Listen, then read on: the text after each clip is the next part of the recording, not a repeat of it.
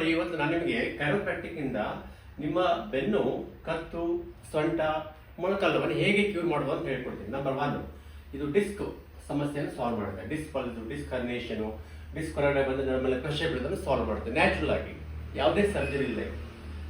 Nerve damage ಅನ್ನು ತಡಿಬಹುದು. ನೋಡಿ, ಈ ತರ ಡಿಸ್ಕ್ ಬಲ್ಜ್ ಆಗಿ ನರ್ವ್ ಮೇಲೆ ಪ್ರೆಷರ್ ಬಿದ್ದಾಗ ಏನಾಗುತ್ತೆ, ನಮ್ಮನೆ ಜೋಮ್ ಹಿಡಿಯೋದು, ಮತ್ತೆ ಬರ್ನಿಂಗ್ ಸೆನ್ಸೇಷನ್, ಸುಸ್ತಾಗುತ್ತೆ, ನಡೆಯೋಕ್ಕಾಗಲ್ಲ, ಜಾಸ್ತಿ ಕೂತ್ಕೊಳ್ಳೋಕ್ಕಾಗಲ್ಲ, ಕೈಲೆಲ್ಲ ಜೋಮ್ ಬರುತ್ತೆ, ಬಹಳ ಹಿಂಸೆ ಆಗುತ್ತೆ, ನಿದ್ರೆ ಮಾಡೋಕ್ಕಾಗಲ್ಲ. ಅದನ್ನ ನಾವು ಈ ಜೆಲ್ ಒಳಗಡೆ ಕಳಿಸ್ಬಿಟ್ಟು ಡಿಸ್ಕ್ ನರ್ವ್ ಮೇಲೆ ಪ್ರೆಷರ್ ತೆಗೆದಾಗ ಇದು ಸಾಲ್ವ್ ಆಗುತ್ತೆ. Number 3, joint ಸಬ್ಲಕ್ಸೇಷನ್.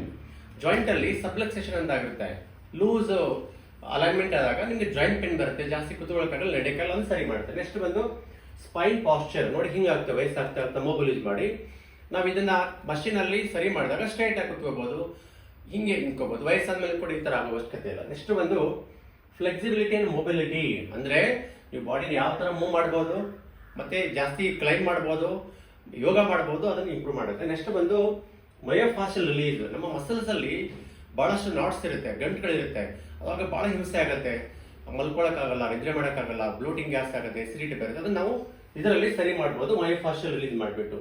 ಇದು ನಮ್ಮ ಇವತ್ತು ಕೈರೋಪ್ರಾಕ್ಟಿಕ್ ಇಂದ ಆಗೋ ಲಾಭಗಳು. ನಿಮ್ಗೆ ಏನಾದ್ರು ಡೌಟ್ ಇದ್ರೆ acustar.in ವೆಬ್ಸೈಟ್ ಹೋಗಿ ಅಥವಾ 7676 ಈ ನಂಬರ್ಗೆ ಫೋನ್ ಮಾಡಿ. Thank you.